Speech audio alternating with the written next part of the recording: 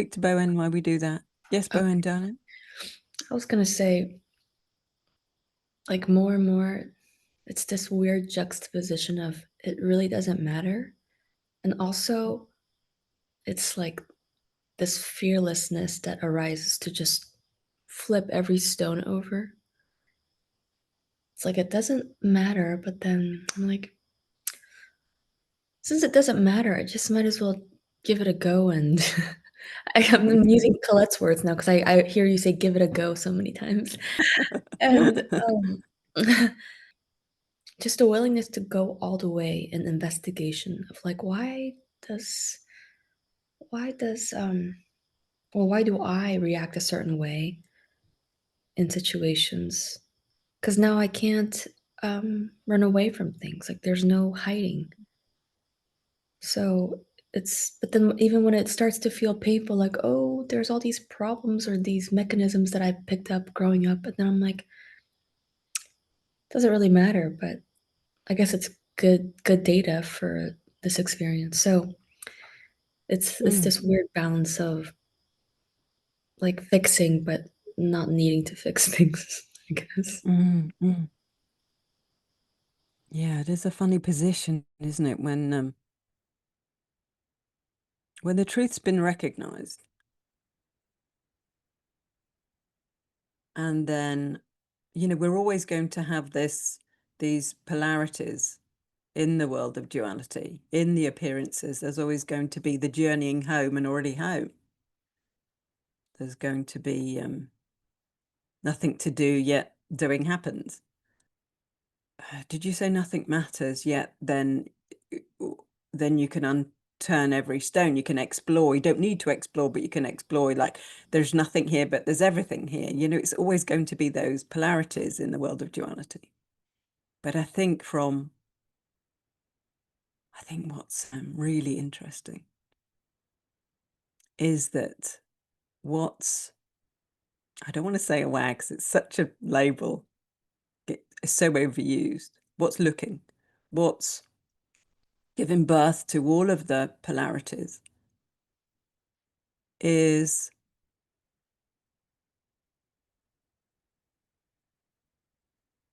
unaltered by the ever-changing, totally unaltered.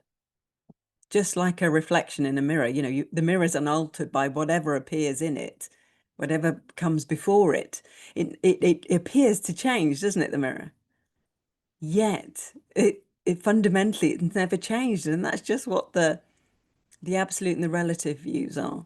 The absolute is what we are can't be pinned down, can't be found, can't be grasped, can't be boxed and labeled. We just are it. It's not apart from us, so it's not something we can get and hold up and look at and explore.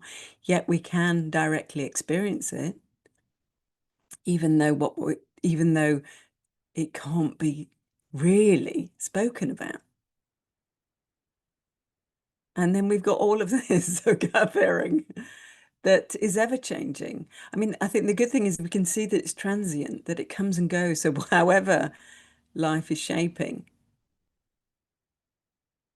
it's transient. It's not everlasting. What's fundamental, what's abiding. And it's not even abiding and not abiding. It's just so hard to talk about because if I say it's abiding, you could also say it's not abiding in the same, because you're adding something to talk about it. So we're back into the polarities again because it can't really be pinned down. So we do have this, it is the dance of duality, this dance as if you've got two things moving here, but actually that it's the one thing moving, appearing as many, or we could just break it down to two.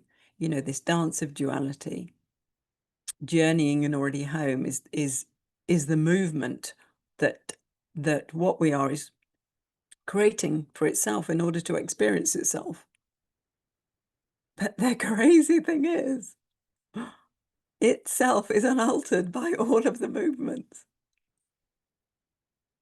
And it's just wild when you recognize that place that's untouched no matter how life is shaping itself. The trickiness is when we identify with the movements. That's the that's where the suffering is, because we identify the movement, the push and pull, the attention going towards thoughts, that movement of attention.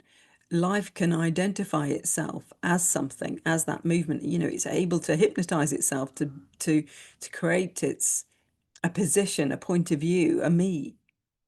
It's almost like a wave rises up of a me through a thought, and if it's adopted, then we've got a looping that happens that keeps reinforcing the me over and over again. And that's happened, and so we've got this memory of these this idea of who we are and how that's conditioned. It's become conditioned, and so that's so easy to adopt. But what's adopting it is total freedom. And even that isn't, I'm just putting a label on it. On which bit, please? What you just said about, I really like that analogy of it's like a wave and it turns on itself, and then you said remembering the history of the person, because it's very interesting, but it's almost like, um how do I explain this? Like, I feel like the more I get settled and knowing, getting comfortable, I know it doesn't make any sense when I say it out I loud, know but what you mean. It's okay. Yeah, yeah.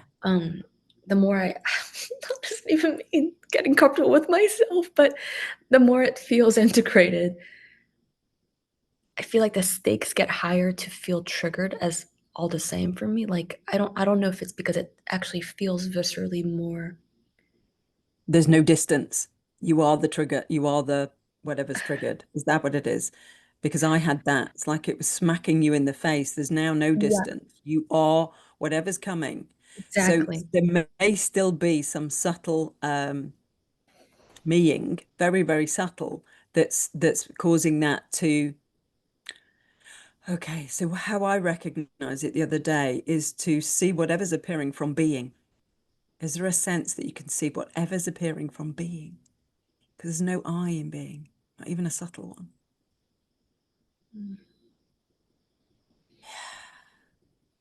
Because if we've got a subtle sense of somebody that needs to do something with that, doesn't want that, this is favoring the transcendence, the spaciousness over the density. And I can only speak from my direct experience of how it happened for me. But there was this, we feel identified as this body mind. And then there's the recognition, oh, I'm not the body mind. The body mind is something that I'm aware of. Okay. And then we come all the way around. Well, this is how I saw it, is I'm not only the body mind. So you embrace the body mind and all of the comes and goings. You're okay with that because it's the being that's experiencing the body mind. Oh my God, that's so delicious. Oh God. Let me just land with what I just said. I don't even know what it was now. It's the felt sense. It's the being that experiences all of that. I think that's what I said. Oh gosh, it's delicious because you've got both. You've got the openness and the ever changing, and they're all in the same space, and nobody's claiming any of them. They're appearing in the wholeness. So all the appearances are you. So it's like you lean back into life. I can only do it in a shape. You lean back in. It's like a flowering opening up. But what's opening up is the being. So it's being experiencing it all, not an I. Whereas we've had this subtle, the I is journeying home, the I is waking up. The I is deepening. And all of those are movements. All of those, there's a human experience that we're having. Let's not deny that. There's a human experience, but what's having it? We wake up and we recognize that it's life that's having the human experience, that can't be pinned down, that can't be known. Its essence is everything. So, so that we tend to, on the spiritual journey, negate the denser modes because we've identified with them and we don't want them. And then we favor the transcendence because it's delicious, because oh my goodness, we're not that. And then that comes and goes, and we don't want that, we want this. And I did exactly that. That was all experienced here. And then there was just that recognition that the full circle is once you've established, and all of this is the journey within the wholeness. You know, this is the only way we can talk about it, by framing it a little bit, framing the absolute that can't be spoken about. And I think I've shown you before the way I frame it is to, because it's the only way, because there's nothing here that can be really pinned down and spoken about. But if we put like a circle that represents the wholeness, all of the movements appear within it, within the wholeness. So the absolute is represented by the wholeness. And the dance of duality is appearing within the wholeness.